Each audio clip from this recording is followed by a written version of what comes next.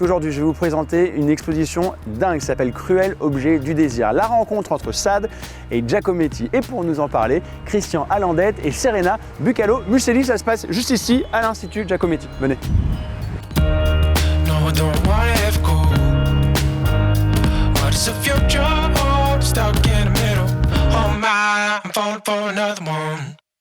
Merci de nous accueillir aujourd'hui parce qu'on est lundi. Normalement, c'est fermé au public et là, tu nous reçois, voilà, rien que pour nous, I Love World of Art, un lundi, un jour fermé. Tous les jours sauf le lundi. L'exposition, c'est pas la première, il y a plusieurs expositions qui se passent ici. Voilà, on a fait jusqu'à présent 6 expositions autour de Giacometti et donc cette nouvelle exposition évoque la lecture de Sade dans l'œuvre surréaliste de Giacometti. D'accord, on va à la rencontre de Serena? Allons voir. C'est par ici? Allons-y. Je te suis. Bonjour Serena. Bonjour, bienvenue. Est-ce que tu peux me présenter en quelques mots l'exposition Sade, Giacometti, la rencontre entre les deux? C'était une rencontre assez époustouflante pour nous aussi. Tout a commencé par les carnets de l'artiste, les archives de l'artiste. On a commencé à les dépouiller avec Christian. On a remarqué que le nom de Sade apparaissait très souvent. D'accord. Donc on a décidé de creuser ce sujet et on s'est rendu compte qu'il y avait une véritable fascination de la part de Giacometti pour cet écrivain. Et donc ce que veut montrer l'exposition justement, c'est cette fascination au travers des œuvres, des sculptures. Donc vous allez voir, il y a la plupart des grands chefs-d'œuvre de l'époque surréaliste réalisés donc entre 1929 et 1934, accompagnés de tout ce qui est nos archives photos et nos archives dessins, notamment les petits carnets de l'artiste sur lesquels il a noté et faisait des croquis très intéressants. Christian, tu es directeur artistique de l'Institut Giacometti. C'est ça.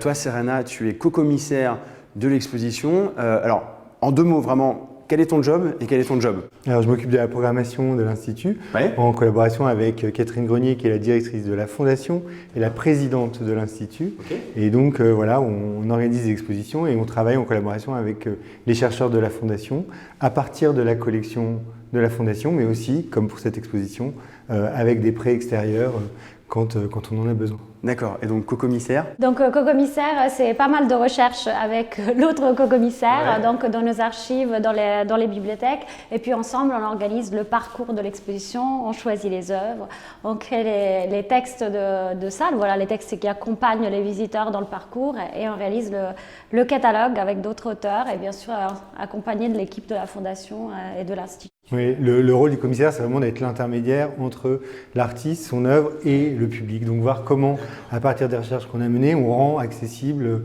cette connaissance-là pour un public qui peut ne rien connaître de Giacometti. On peut être un spécialiste de Giacometti et trouver plein d'informations, et on peut aussi ne rien connaître de Giacometti et juste se laisser porter par l'exposition. Ok, alors moi ça tombe bien, j'y connais pas grand-chose. Je connais les grands bonhommes, voilà, très très longs qu'on voit depuis. Déjà on a vu quelques images. Cette expo. C'est passionnant. Tu m'as parlé d'un parcours, je veux bien le suivre ce parcours. Alors je t'en prie. Ouais, alors vas-y, on y va.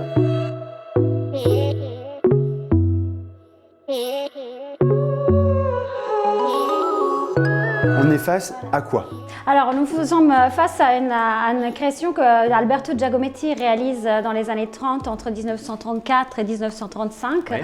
C'est une tête en plâtre, mais que l'artiste décide de placer au-dessus d'un meuble de son atelier. Donc ici devant vous avez une reconstitution. On a reconstitué le meuble qui se trouve aujourd'hui dans la reconstitution de l'atelier de l'artiste. Qui est ici, hein, qui est ici, à l'Institut. Et par-dessus, donc vous avez cette tête en plâtre. Et ce que je vous disais tout à l'heure par rapport à nos archives, ces précieux carnets dans lesquels on a les croquis même de cette sculpture. Génial. Et dans lesquels donc Giacometti imagine le meuble, transforme le meuble en véritable objet élément de torture. Donc le corps de ce personnage est restreint à l'intérieur de ce meuble. Donc au travers de 2 cônes, il représente ses jambes ouvertes. Donc ça devient un véritable carcan dans lequel, très sadien, dans lequel la femme est immobilisée. C'est flippant votre histoire, ça fait un petit peu peur.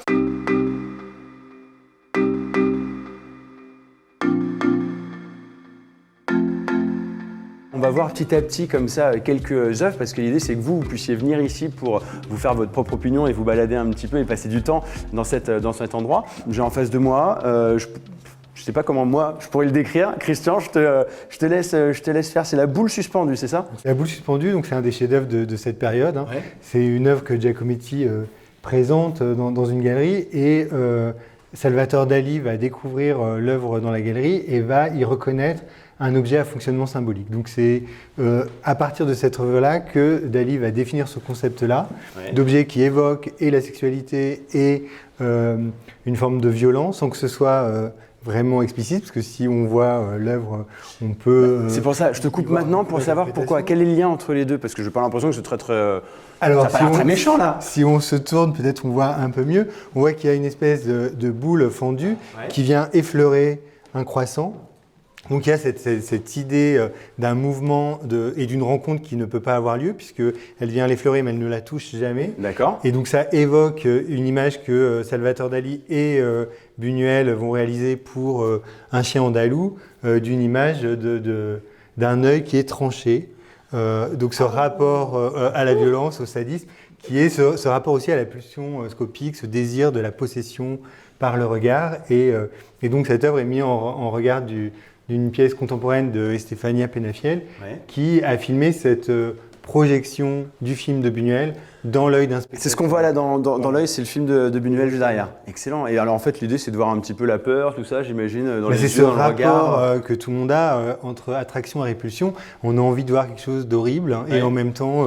mais c'est ça. En fait on regarde, on est un petit peu comme ça, on cache, mais on ouvre un petit peu les yeux, c'est un petit peu ça. C'est un peu ça. Je vois qu'il y a d'autres œuvres un peu cruelles là-bas. Vous pouvez m'en parler un petit peu? Et parmi ces œuvres, donc la femme couchée qui rêve. Donc encore une fois, c'est des œuvres qui sont extrêmement symboliques. Donc voilà, c'est très abstrait, mais je peux vous décrire. Ah bah je veux bien, oui. Et la femme couchée est représentée par ses mouvements ondulés et l'accouplement, la scène de pénétration est représentée par ces 3 pics qui percent la femme. Et c'est très intéressant parce que Giacometti réalise à côté une 3e figure, cette espèce de cuillère, qui est la figure d'un voyeur. Chez Giacometti, on a souvent la thématique du voyeurisme, donc qui observe cette scène d'accouplement. Extraordinaire. Il y a il y a une place énorme à l'imaginaire aussi, parce que tout à fait. Là, on a quelques indications, mais c'est aussi à nous de nous faire un Exactement. petit peu notre... Et c'est en fait ce qu'on a voulu montrer dans cette exposition. Chez Giacometti, tout se joue sur le fantasme de la personne qui regarde. Donc c'est beaucoup moins explicite par rapport aux œuvres de Dali ou par rapport aux œuvres de Buñuel, dans lesquelles on voit clairement un rasoir qui coupe l'œil. Chez Giacometti, tout est dans notre tête. Voilà, tout se passe dans notre tête et de fantasmes qu'on a envie de projeter sur l'œuvre face à nous.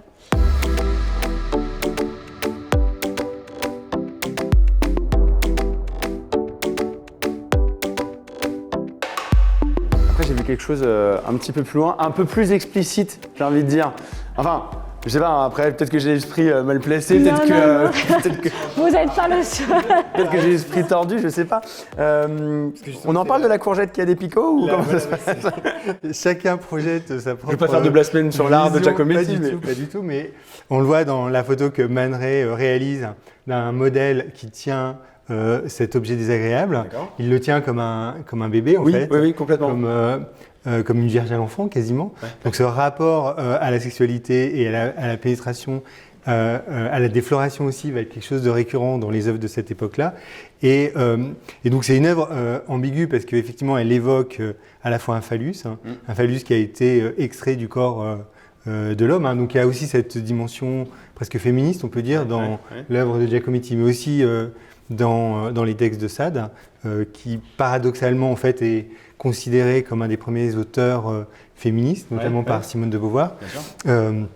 Et donc, ce qui nous a intéressé, c'est vraiment cet écart entre la projection du fantasme sadique et finalement la réalité de l'objet, parce que en soi, il n'est pas explicitement sexué. Non, mais moi j'avais une petite idée. Je savais en venant ici qu'on allait avoir un lien parce qu'il y a un lien avec la sexualité dès le départ. Ça a été tout le temps le cas dans le travail de Giacometti ou c'est juste certaines de ses œuvres qui sont en lien avec la sexualité et du coup vous avez décidé de mettre en lien Giacometti et Sade? C'est vrai que c'est une période, la période surréaliste dans l'œuvre de Giacometti est assez courte, c'est-à-dire qu'il rentre dans le cercle surréaliste en 30-31 et il en sort en 1935. Donc c'est 5 ans de hyper-productivité parce qu'il réalise beaucoup d'œuvres et chez les surréalistes, le thème de l'érotisme et de la sexualité était au centre vraiment de leurs recherches. Donc ils publient aussi des recherches sur la sexualité. C'était ce qui était publié dans les grandes revues que Giacometti lisait. Donc voilà, c'était quelque chose qui l'intéressait à cette époque. Et c'est vrai qu'il travaillait beaucoup d'après le rêve, rêves, donc la transposition des rêves. Ouais. Et dans les rêves, il y a souvent des rêves érotiques Bien aussi. sûr. Donc Ouais. c'est vraiment très prégnant chez tous les artistes de cette époque-là. D'accord. Et ce qui nous intéresse aussi, c'est que cette période coïncide avec un mouvement de réhabilitation du Marquis de Sade. Donc, C'est-à-dire c'est-à-dire que dans les revues donc, Ouais. où Giacometti publie, des auteurs publient aussi des textes pour promouvoir l'œuvre de Sade, des textes inédits ou des essais critiques sur Sade. Et ils essayent de séparer le personnage de Sade, qui a donné lieu au XIXe siècle au terme de sadisme, Ouais. de l'écrivain, en montrant que finalement ce qu'on a reproché à Sade était dans ses textes, Ouais. mais dans la réalité ce n'était pas du tout ce qu'il avait vécu, et donc c'est cet écart-là qui les intéresse. Et de la même manière, les œuvres évoquent la sexualité, évoquent le sadisme sans être directement sadique, puisque aucune œuvre finalement n'aboutirait à l'acte sadique. On voit avec la boule suspendue, ça Ouais, n'effleure, Ça l'effleure, ça ouais, c'est l'effleure, juste- mais ça ne le trancherait pas.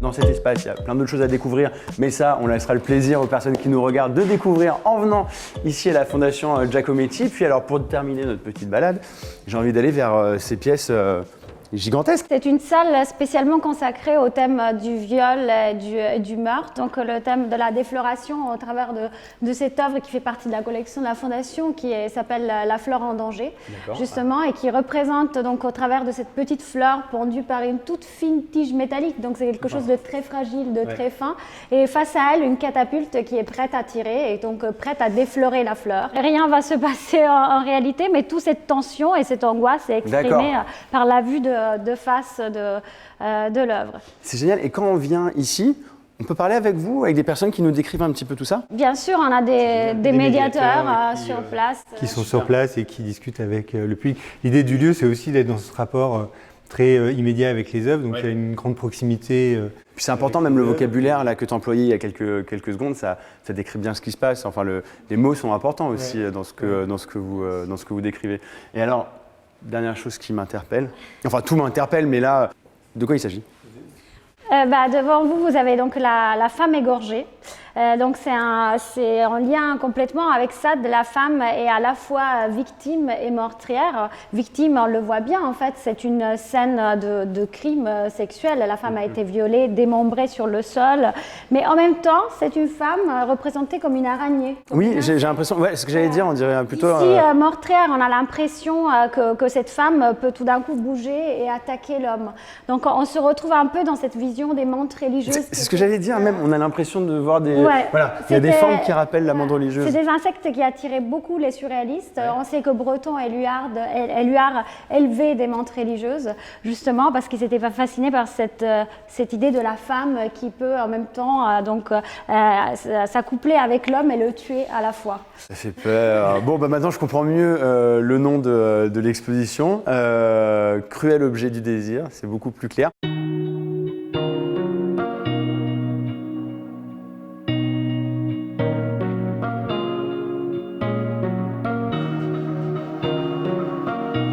Un homme étrangler une femme. On est dans la dénonciation aussi avec tous les travaux de Giacometti. Tout à fait. En fait, c'est un sujet qu'on a voulu, dont on veut parler avec cette exposition parce que voilà, c'est très d'actualité. Bah là, on est en plein dedans. Enfin, donc de plus en plus, c'est tant mieux, on en parle. En plein dedans, et c'est un sujet qui a intéressé les surréalistes, mais c'est une des raisons pour laquelle on a choisi aussi de montrer un texte de Simone de Beauvoir, Faut-il brûler Sade, justement pour montrer la lecture féministe qui était faite de Sade. C'est Simone de Beauvoir même qui montre Juliette, qui est une des protagonistes de Sade, qui est une femme libre, dans laquelle la violence, en fait, le désir, le plaisir n'est pas quelque chose qu'on subit, mais au contraire, c'est quelque chose qu'on maîtrise. Voilà, et qu'on veut. Voilà, et qu'on veut. Voilà. Donc c'est quelque chose, c'est une lecture féministe qu'on partage complètement. Bah, très bien. Et juste un rappel, pour les violences faites aux femmes, il y a un seul numéro de téléphone, c'est le 39 19.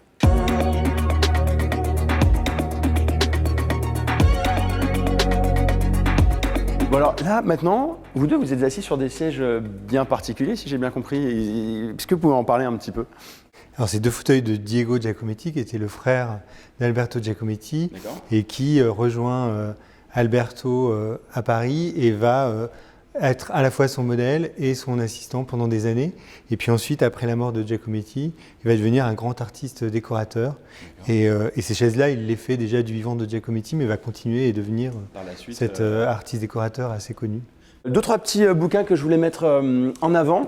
Le premier, Alberto Giacometti par Catherine Grenier, qui est la directrice de l'exposition, même du lieu. De la fondation Giacometti. Voilà, exactement. Et la biographe du coup de Giacometti, c'est la dernière biographie qui est sortie, très exhaustive. D'accord, donc voilà, ça c'est une idée de cadeau par exemple que vous pouvez offrir autour de vous. Et puis il y a le catalogue également de l'exposition, Cruel objet du désir. C'est un bel objet en plus, c'est un beau cadeau qu'on peut faire. Tout à fait, un beau cadeau de Noël, je trouve. Et c'est comme tous nos catalogues, c'est des ouvrages inédits avec des textes des curateurs et des textes aussi d'auteurs à qui on demande d'intervenir. Donc dans ce cas, un texte de Stéphanie Génant, qui est une des grandes spécialistes de Sade. D'accord, et en plus à l'intérieur, on retrouve tout ce qu'on a vu dans cette vidéo, donc ça vaut vraiment le coup. Vous faites ça régulièrement, en plus des bouquins comme ça. Chaque exposition, on organise 4 expositions par an à l'Institut, et chaque exposition fait l'objet d'un catalogue, parce que pour nous c'est très important de développer la recherche sur Giacometti, et donc la publication c'est une partie du travail. Et pour vous remercier pour cet accueil, je voulais vous faire un petit cadeau. Un carnet de coloriage d'Agnès Tornauer, ça s'appelle Color Me, c'est aux éditions Sémiose. À l'intérieur, on retrouve plein de dessins d'Agnès Tornauer que vous pouvez colorier comme ça. C'est vachement sympa, c'est une idée cadeau que vous pouvez faire autour de vous. C'est toujours plus sympa qu'un bouquet de fleurs, ça change un petit peu. En tout cas, un grand merci pour cet accueil. Ça a été vraiment un plaisir de partager ce moment avec vous. Je vous dis à très bientôt. Vous également de votre côté, si vous voulez partager l'épisode, si vous voulez liker, partager, commenter, n'hésitez surtout pas. Un grand merci à Patrick Semama de la République de l'Art de nous avoir donné tout plein d'informations. Merci à Lionel, Anaïs, Guillaume et merci à vous qui suivez tous ces épisodes. Je vous dis à très bientôt pour de nouvelles aventures dans I Love World of Art. Ciao. No, I don't wanna have cool. What is the future hold? Stuck in the middle. Oh my, I'm falling for another one.